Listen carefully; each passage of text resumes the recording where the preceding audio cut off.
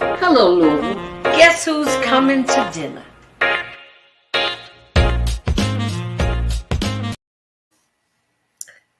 Well, happy Monday. Welcome back. Guess who's coming to dinner?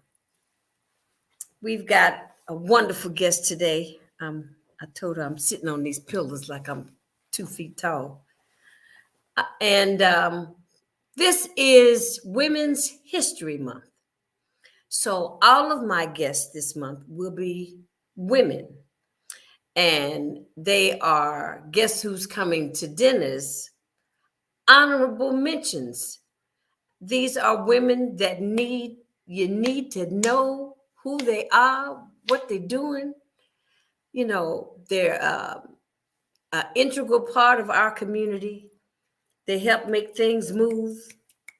You know, you don't see them maybe out doing the work, but they're doing the heavy lifting.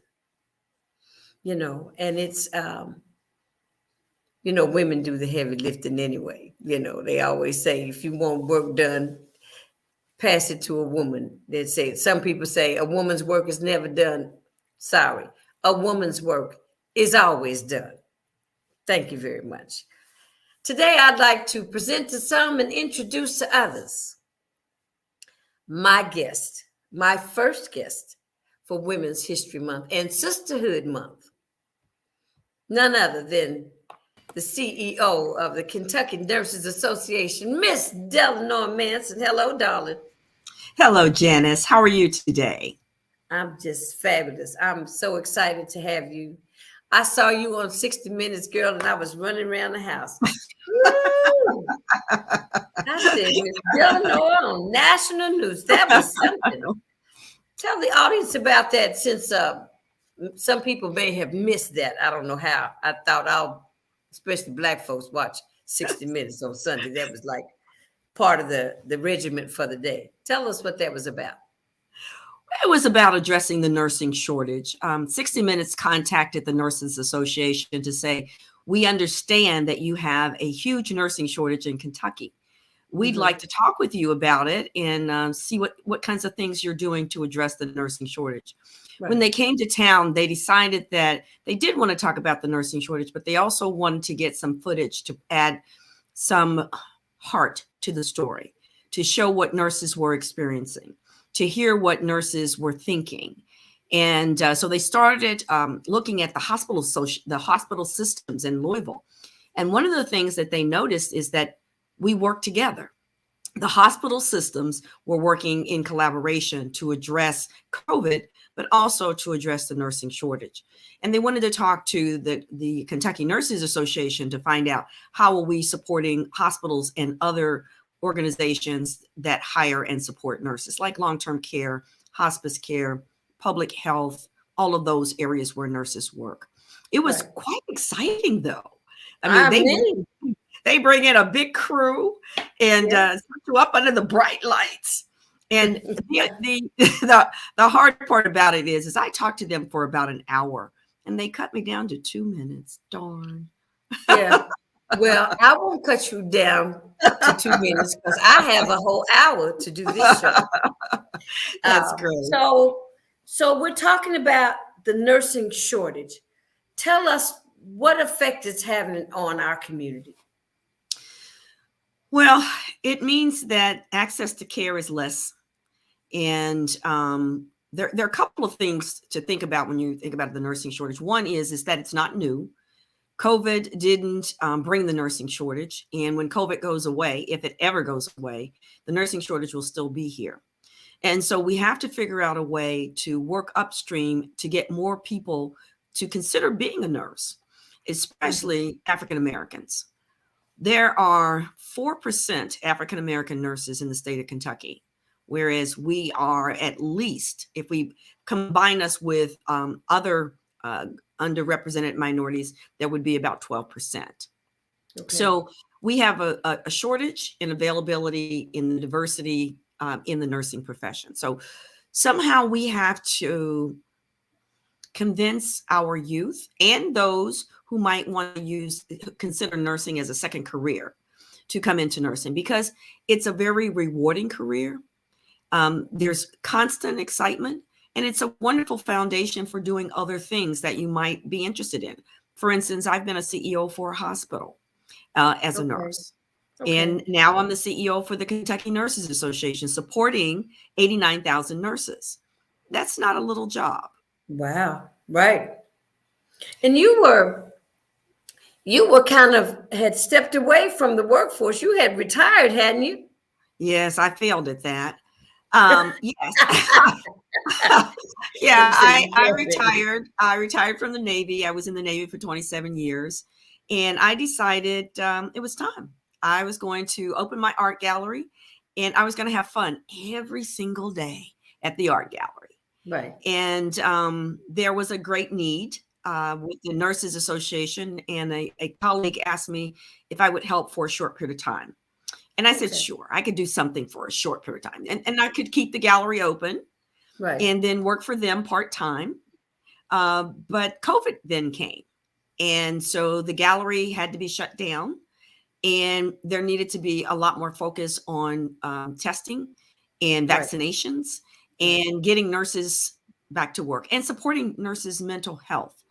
And so the Kentucky Nurses Association has been integral in doing those things.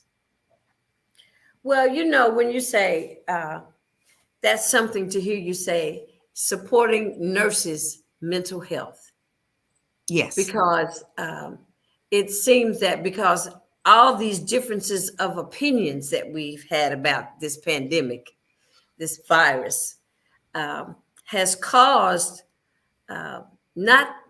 I didn't. I thought it had caused something different in way people were treated in the nursing profession. But you say it's been going on for some time now that COVID just brought it out, just brought it to that's the true. surface.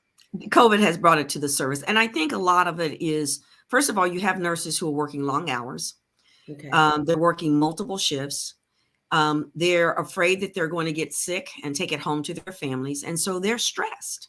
Not Yes. to mention that when COVID started and we didn't have a vaccine, nurses who were going to work every day were seen as heroes.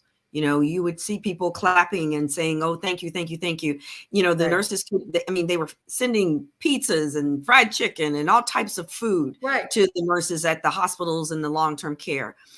But as this thing has gone on for 2 years, or we're in our third year, nurses who are asking people to wear a mask, to stand 6 feet apart, to get vaccinated, are now being seen as the villains who are trying to force people to do things they don't want to do. Whereas what the nurses are trying to do is to protect the public, to protect individuals from getting sick. And so nurses they're being punched and kicked and hit and spit on, and they're being treated with incredible disrespect. So that adds to the nursing shortage because nobody wants to go to work every day and have that happen to them. So one of the things that I've been trying to get out there is that everybody that knows a nurse, who knows a person who knows a nurse, should be Right. saying thank you. Right. And thank you for Absolutely. going to work every day so that you can take care of those people who need the care. Right. And that doesn't happen on a regular basis. Well, and in our conversation before we came on the air, and you were saying that even treatment for Black nurses, Hmm. the way that has come up, the part that plays in all of this, what is that like? It's challenging. Um, Racism in nursing is not new either. It has Mm. existed since the beginning of time. We talk about Florence Nightingale. She's the nurse that everybody knows about. But during that time, there were lots of Black nurses that no one knows their name. I Right. mean, I would throw one out there for you, Mary Seacole. You probably have never heard of her. She's a British nurse. She was Okay. a contemporary of Florence Nightingale. So the reason that nobody really knows her name is because she was Black. Okay. And she did things closer to the lines of the fighting in the Crimean War. No one Okay. knows her name. but she was an incredible nurse. She did things that Florence Nightingale wouldn't think of doing. Like she established a hotel for the soldiers, and Okay. she would bring them into the hotel, into her doctora clinic, and she would treat them, and Okay. she would feed them, and she would also give them some libation. But the point was, she ran a store, a hotel, and a clinic. Florence Nightingale was way far back in under the safe lines. Now, she was Okay. doing some good things as well, like cleaning out the hospitals, making sure that they were sanitary, and that managing infection control practices, and making sure that people were clean, and that they got medicine and there was light. I mean, there were lots of things that Florence Nightingale did that were good. But what I'm saying is, Florence Nightingale, she wasn't the only person who Okay. was working with the soldiers and taking care of the soldiers. Right. Well, as usual, we don't get the recognition that we deserve. We are we're equals in a lot of professions, but we don't get that same recognition. You know, um, That is the true. one thing when That you is true. say, I was curious because I know I went to Kentucky State, and I know they had a nursing program. Is that nursing program still going on at Kentucky State? It is. It is. As a matter of fact, I met the dean last week in Frankfurt, and he wanted to know if the Kentucky Nurses Association would be interested in starting up an alliance with K State. And my answer was emphatically yes. We Oh need wow! to Yeah. recruit more African American and non Caucasian people to the profession. We need to have people who look like the people that they're treating in the profession. That will Right. help That sense immensely. of trust.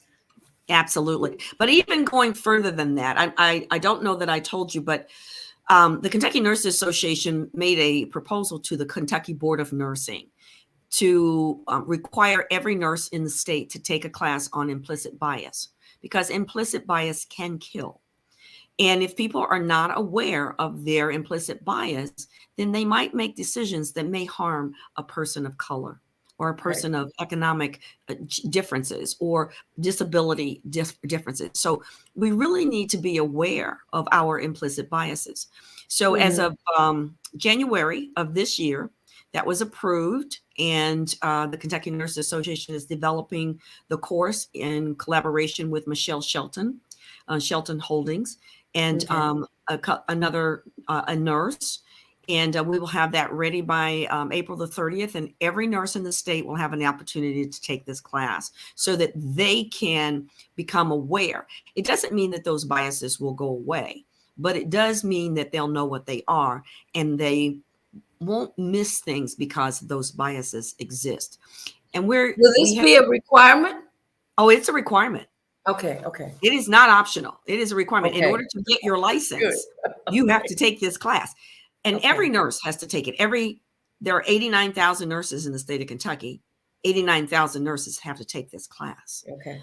All right. And regardless of their ethnic background, Right. because everyone has biases, and those biases could harm a patient or their family. So we just need to be aware of them. Yes, It's everyone just has to take it. it's just amazing how now we're really going underneath the surface of a lot of issues that have been there and boiling up over years and decades. I Uh, agree. you know, and especially in regards to African Americans and our disparities, uh, and our the diversity that's not been afforded us. The level playing field that's not there for us. Um, and it's to see you to lead an organization like this. That has to be. Um, you've got a task at hand. I'm just amazed, and to see you, and I'm saying, what is she doing? And because I don't know, I didn't know all of your history. So then I'm seeing you in this different light, and I'm saying, Delanor, really? And so then I'm perked up, my ears are perked up, and then I see on the piece that they did about the nurse talking about how people spoke to her, and that she had to just hold her temper and hold her demeanor while she was being demeaned. You know what I'm saying? And it was Absolutely. heartbreaking. That was heartbreaking to me. It is heartbreaking when you hear the stories. It's heartbreaking when you see the nurses who are just, they're tired, they're demoralized, they go home, they take a shower, they go back the next day because the patients need them. Right. And when we talk about African American nurses, I have worked at the bedside as well, as a Navy nurse and in other situations. And I remember having a patient tell me that they didn't want me in their room. And my question was, why is that? Because they wanted to see the person in charge, and that couldn't possibly be me. Right. And as I explained to them, I really was the person in charge, and I was the person they needed to talk to. And so, what could I do to help them? Right. And they said, you can get me a white person who can help me. Wow. So I gave them some options in terms of how I might be able to help them. But one of the first options I gave them was an option to leave the hospital if they did not want the care that we could provide. And we weren't going to be providing it to them as a Black person or a white person. And I happened to be in Albuquerque, New Mexico. And a Okay. lot of the people there were brown people, Right. but he Right. wanted a white person. I said, well, we don't have many of those here. So you can get a Mhm. Black one or a brown one. Don't have any white ones. So, Wow. but the point was, this is a person who really felt that he couldn't get quality care if a Caucasian person did not care for him. Right. Right. And that happens to a lot of non-Caucasian nurses. And many of those nurses decide they don't want to stay if they're going to be treated that way. Right. Or the nurse that you saw on 60 Minutes who, was holding tight so she could Yeah. get that person the water, or holding tight when they're, treating them with disrespect. Hmm. Nurses shouldn't have to do that. No. Nurses shouldn't have to hold tight in order to provide care. We as Americans, as human beings, need to value nurses for what they bring to the table. Absolutely. Absolutely. Didn't nursing be used to be one of the highest professions, especially for Black women? I mean, wasn't that one of our highest level Well, of participation? Black nurses, we had an abundance of Black nurses. That's what I'm trying to say. an abundance, I'm not sure that we ever had an abundance. We've never had enough, I can tell you that. Okay.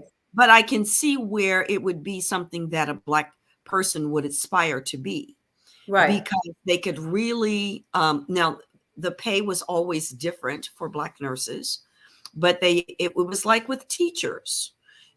Teaching was a good profession. Being a nurse was a Right. good profession in Right. comparison to doing something else like being a waitress. Right. The pay for that was not very good, and so there were lots of areas where the pay for African American and non-Caucasian women worked, where the money just wasn't good. I mean, my Right. grandmother was she did day work, Right. and she got paid every day. I mean, every day that she went to work, she took a bus and she cleaned and did ironing for a Jewish family. Right. But to be able to go to nursing school and to Right. get a degree and to be a professional was always seen as something that you would want to attain, Right. for sure. When I went to Kentucky State, the reason I asked that is because the nursing class when I went to school was full. I mean, it was like 50, 60 girls in this nursing class. So that's what made me think that it was a profession that a lot of Black women looked to go into. I can name 4 or 5 different people that I knew that were nurses as I was growing up, in the community, wow. And now to think that the underlying, the quiet hurtfulness of what goes on, I guess every profession has its drawbacks, but to think that someone that's trying to help another, give care to another, would be demeaned in any kind of way. It just makes no sense to me. And especially during COVID, you come up with, and then there they are. It's like the nurses, like you said, they're afraid that they're going to get it themselves, and somebody's saying that they don't want. They're saying all types of things to them about the mask and keeping the distance. Come on, doesn't make sense. When a lot of it didn't make sense this last 2 years, It really doesn't. Yeah, everything I that was agree. going Most on, definitely. people. I think, Go on. oh, I was saying that I was saying that I think that nursing is a profession that is highly regarded. And you talked about the quiet hurtfulness. That's exactly what it is, because many people didn't talk about it. They just went to Yeah. work and they got the assignments that the other people didn't want. And they're the ones that worked the overtime. But I think that by addressing racism in nursing, for instance, the American Nurses Association has a task force that is looking at racism in nursing. We have an African American male as our president, Mm-hmm. and he has brought this issue forward. And the American Nurses Association is actually apologizing to America for how they treated Black nurses. Yes, Oh, ma'am. wow. Oh, Get out. yes. And there's a commission that's looking at how that racism existed, and the undercurrents, and how it damaged the profession as well as the nurses. And Hmm. so I there should be a report that is coming out very soon on racism in nursing, and what the ANA has done about it, what they plan to do about it, and how we as Americans can help address racism in nursing. I interviewed, you just made me think, I interviewed Dr. John Chenault, Oh, yes. Yes. and he said he was brought to U of L to teach the doctors about racism in medicine. So you're doing the same thing with nurses. Absolutely. When I mentioned before about the mandatory class that everyone has to take, we are Right. also developing the curriculum that will be embedded into every nursing school in the state. We are one of the first states in the United States to have a curriculum being embedded into the nursing schools. And we are one of the first states in the nation to mandate implicit bias training for every single nurse in the state. There are 3 other states that are looking at doing something like that, but we are the only state that is nurse driven, that this is the way it needs to be. Okay. Okay. So you're going to be the model. We Kentucky's are going the to be the model. model. We, You we are are the the model. model. We All are the right. model. To go Okay. along with that, last year, actually in 2020, we started doing social justice movie nights, where we do them. We did 6 last year, and we will do Mhm. 4 this year. And in our social justice movie nights, we are looking at implicit bias and disparities in healthcare. The next one that we're going to be doing is April the 21st, and it will be on chronic kidney disease and the disparities of how Blacks are treated that have kidney disease. So, Okay. and then after that, we'll be looking at racism in nursing. And after that, we'll be looking at Race, the Power of an Illusion, to look at, I'm sure you've heard of that, so that whole series. Well, we're going to be looking at that series to address how racism has, structural racism has Okay. damaged the America, and how structural racism continues to damage America. And what can we do about that? How do we address that? Institutionalized racism, because in every Absolutely. one of our institutions, we've got racism at some level. Absolutely. Yeah. So we are taking on social justice, disparities in healthcare, and racism in nursing. And we've been doing Wow. it solidly for 2 years. Wow. Well, that was enough to draw you back. You said, we're going to do what? Or you probably told them, this is what we're going to do. Well, I was inspirational.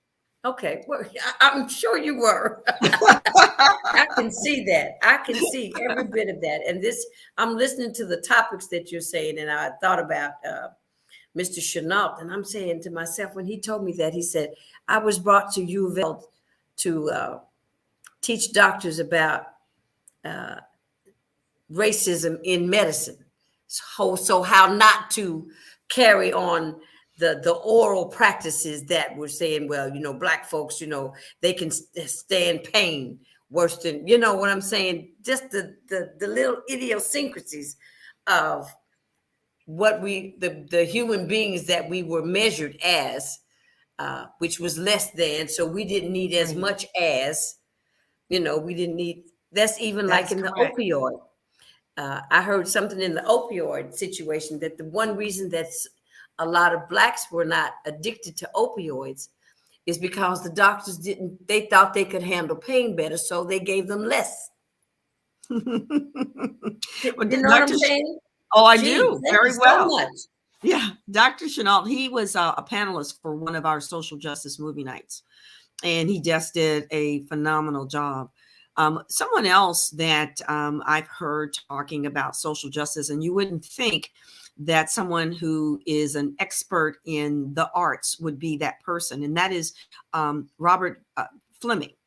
He is the artistic director for Actors Theater. He might be an excellent guest to have. But his mother was an instructor at the University of Kentucky when I was there. There were 5 of us, Black students, at the University of Kentucky College of Nursing. 5, may I say 5? And we and it was a challenge. Back in the day, folks. Back in the day, 5. It was very challenging for me. I was told that I would not make a good nurse, that I should consider being a nursing assistant. Because people of my type did not have the mental fortitude to complete nursing school. So needless to say, that was inspirational for me to complete nursing school. And thank you very much for your assessment. Thank you. Let me prove you wrong. Right. So when I became a hospital CEO, I went to look for that person. To let them know, not only did I have the mental fortitude to be a nurse, I now run a hospital, and I've retired from the Navy and with 27 years, and I'm a Navy captain. So now let's talk about mental fortitude. Hello. Girl, please. Wow. That's, this is you in the last 2 weeks. You're the third conversation I've had about people telling us what we were not qualified to do. My high school counselor told me that I should get a vocation because I didn't score really good on my SAT, and I knew why I didn't, but that I shouldn't think about going to college. I said, well, I already have a scholarship and I'm going. Mm-hmm. You know what I'm saying?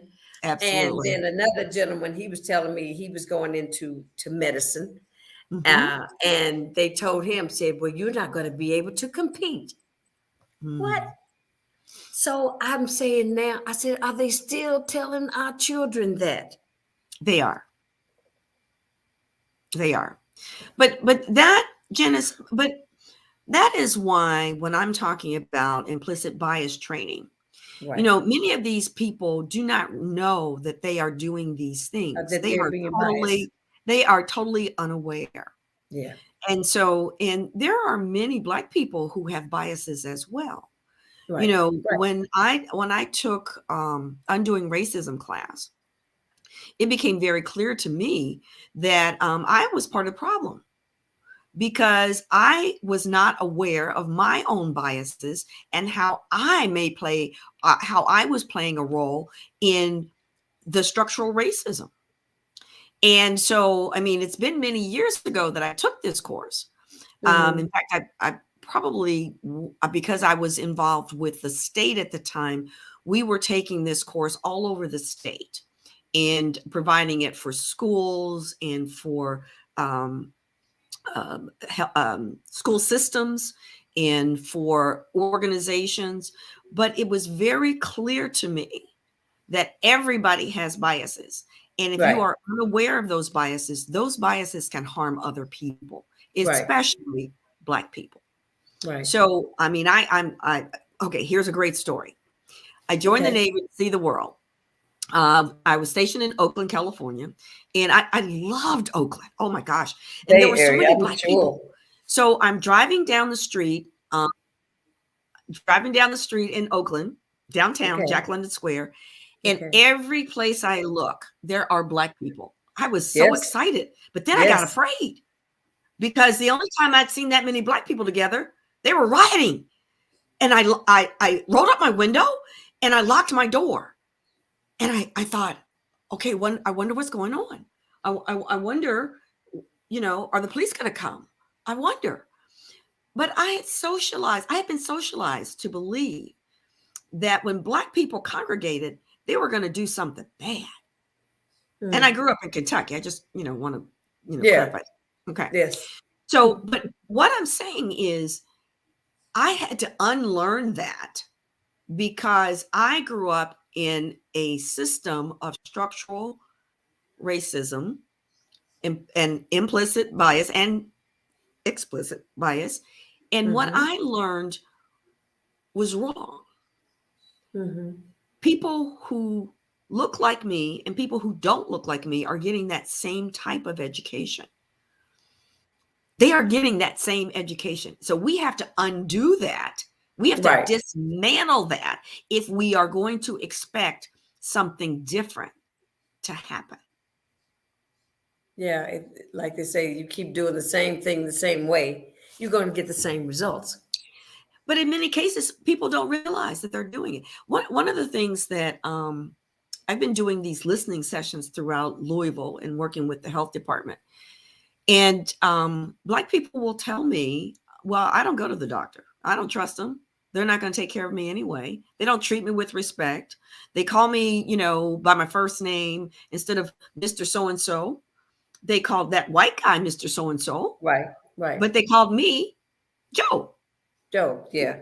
Yeah. So I listen to that. And I understand that many Black people do not trust the healthcare system, even when there's a person like me who's sitting there with them, because I'm part of the healthcare system. So the healthcare system owns most of that, in that we haven't taken care of our implicit biases so that we don't treat people differently, so that we don't fail to give them the medication, so that we remember to refer them to rehab, so that we make sure that they get the discharge education, so that all the things that we're providing for Caucasians, that we're providing for non-Caucasians. And so the healthcare system has to step up. Right. Absolutely. And that's why this implicit bias training that we're going to be doing for nurses throughout the state of Kentucky is going to make a difference. It is going to make a difference. That's wonderful. When I was caregiving for my mother, Delanor, I found out just how much information that Black people didn't have. Yes. One of the things in particular was hospice. See, and I got caught up in the word because when my brother passed, hospice came in. Well, in Louisville, we have hospice. Correct. And I said, my mother's doctor told me, she said my mother had dementia. She said, Janice, you should call hospice. I said, I said to myself, why does she keep telling me to call hospice? My mama's not getting ready to die. And then time went on and she said it again to me. And she said, Janice, call hospice, for help. She says, it's more for you than it is for your mom. Right. And that was the other piece that was missing, because then I had the social worker, I had the chaplain, I had the nurse, I had the home aide, I had all this stuff. And I said to myself, Black folks don't know about this. They don't. They think you have to be on your deathbed. And that's not the case. Well, Black people don't know about it, but many people don't know about it. Hospice care can be such a wonderful support. Yeah. And I worked for hospice for a very long, well, not for a very long time, but for some time. Mm-hmm. And that was one of the things that I encouraged them to do, is to make the connection with the African American community, because they did not know what type of support they could get. Mm-hmm. Right. So one of the things about being a nurse is, once you're a nurse and people know you're a nurse, they call you up and they'll say, right, Delanor, what about X? And, I am not a clinical nurse. I am a nurse that manages things. I make things happen. Right. But I know how to find people, and I know how to ask questions, and I know how to help people. So I appreciate the fact that people remember that I'm a nurse and that they do call, and they trust me enough to ask the questions. So I get a few of those calls. No, I get a lot of those calls. But after that experience, and then when I lost my mom, I wanted to do that. I wanted to go to Black churches and tell them about what I went through and about caregiving. Just talk about caregiving and the family dynamics around caregiving, because I was by myself. I was by myself as the child. Yes, but I had a husband that was there with me, that helped me through it all. But just putting the pieces together, I found out about KIPTA, and how KIPTA helped me with a young lady that we became very close to her, because she was great for my mother. That she came twice a week, and she stayed 3 hours every time she came. So then I could go get my hair done and get my nails done. Yeah, and you could do a little self-care. You could get a little self-care. Yeah. And then I also, with hospice, if I needed to put my mother, what do you call it? Respite care. Respite care. Right. I put my mother in a facility for maybe a week, and she stayed there, and then it was paid for. Everything was done through Medicare. Right. I'm saying, how many people don't know this? How many people need it? There are a lot of people that need it, and most people don't know about it. And you're absolutely right. So have you started on your evangelism to go to the churches yet? No. Do you want to help me get that?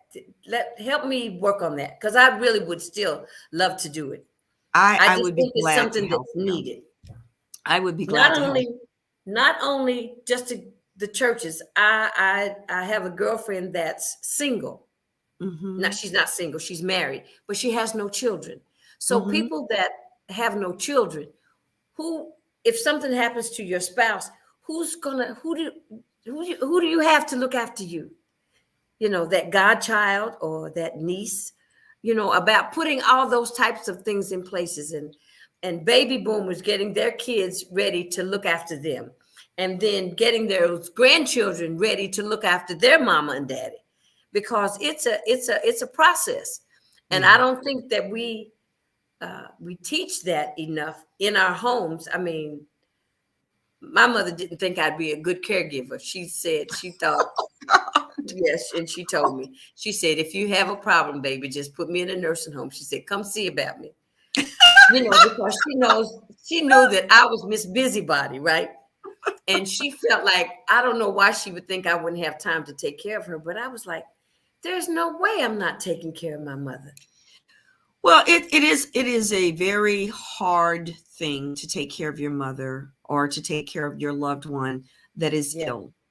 yeah, And that again is one of those reasons why I come back to saying that those who are the caregivers should be respected and supported right. when they're family and when they're not family, but they're acting in the role in an organization to take care of people. They should be appreciated and treated with tremendous respect. Tremendous respect.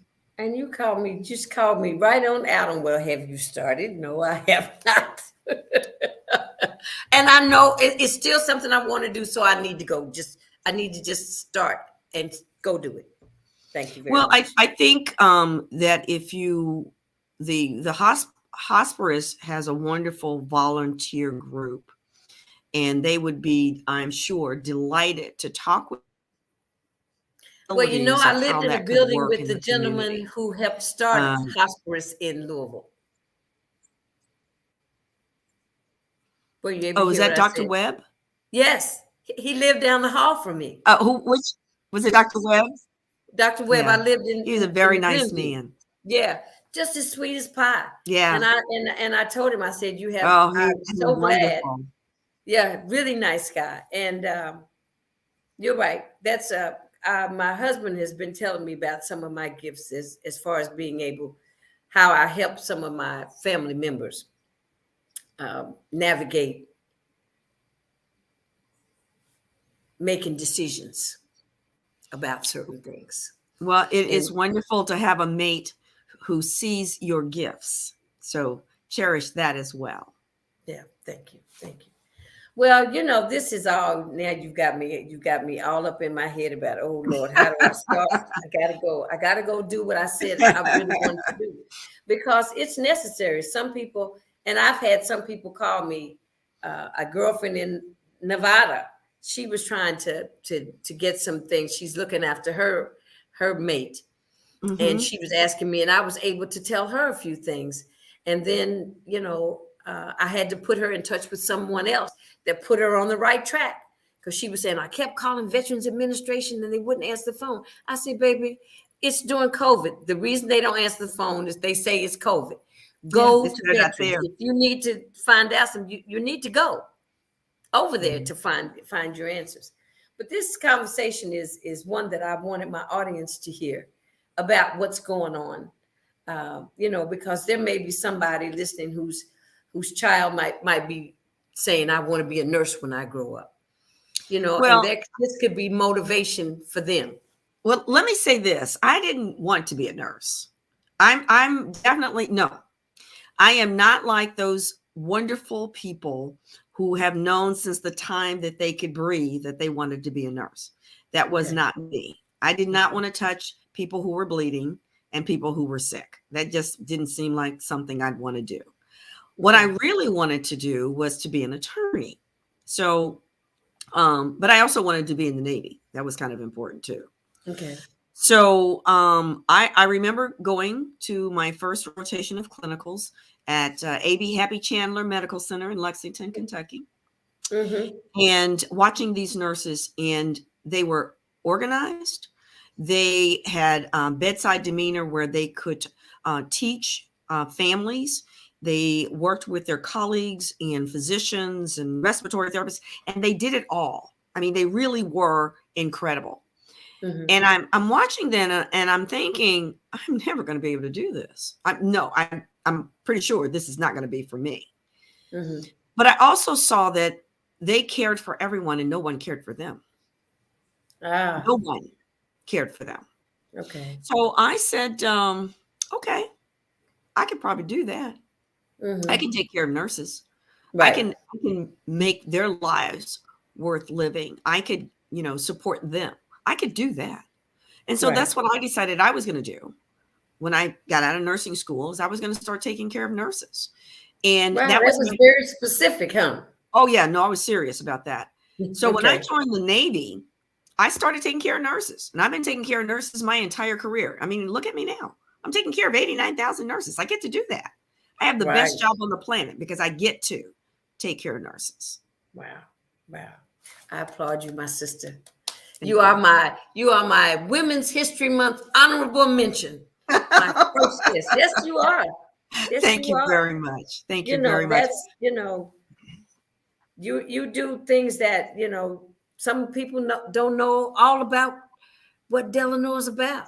They know Delanor is this fabulous, social, caring, loving woman, individual, friend, girlfriend.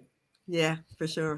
But she's also doing some lifting to make sure that these other structures and institutions that we don't think about that they're just running on their own, that you're helping to make them smoother and better for us. And for that, I say thank you.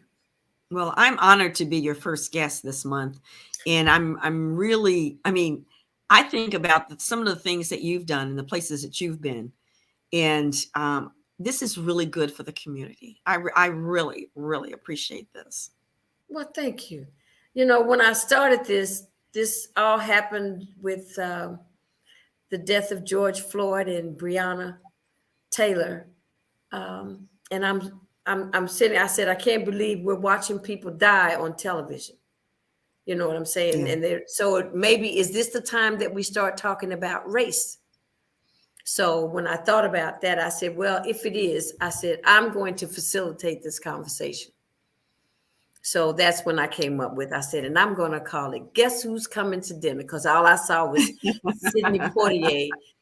think I had just seen the movie and him having the discussion with his father, and the young girl having the discussion with her mother, and trying to navigate those two and bring those together because there's a conversation that needs to be had, Yeah.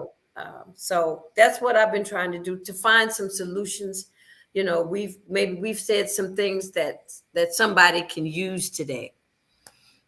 Somebody can have a better understanding about how they treat people. And all of it is my mantra is help me help you. Absolutely. Absolutely. And I agree with you. And I like the idea of having the conversation about race, and talking is good, but action is better. Yeah. So Well, it's to find some solutions. That's right. Let's find some solutions. What can we do about it? And Right. I think in working with the nurses, my tenure with the nurses, I had been there a little, not very long, maybe a year and a half, when George Floyd and Breonna Taylor happened. And well, Breonna Taylor, then George Floyd. Right. But what it said to me is that this organization, the Nurses Association, has been around since 1906. They have never had an African American or a non-Caucasian person lead this organization. So you are the first? In many cases, in many times, I am the first. But I'm okay with that because somebody's got to start. Somebody got to start. Got to start somewhere, and you can start with you. You can start with me. So yes, I am the first. Go ahead, girlfriend. I love you. I thank you. But I will not be the last. I hear you. All right. All right. I will not. You've got to find someone else who wants to take care of nurses so they can take your place. You've got to mention something. You got to bring somebody up so they can say, well, I want to do what Delanor did. I'm working on it already. Really? Absolutely. One of the most important things in any leadership role is to find your replacement so that you can exit when it is that time. Yes. Yes. I think that's really important. It is really even if you find somebody and you just start grooming them. That's right. You got to start someplace. Just groom somebody. Just say, just watch me. They say, well, what do you want me to do? Just watch me. And then let me see what kind of example I've set for you, so I can see the path that you're charting for yourself. Because you don't have to be me, but you got to chart your path. Absolutely. Has this been a conversation of what, girl? It's dinner time. It's dinner time. It's dinner time. Guess who's coming to dinner? Bon appetit, Delanor. Thank you, Janice. You have a blessed evening. Enjoy your dinner. Bon appetit, darling.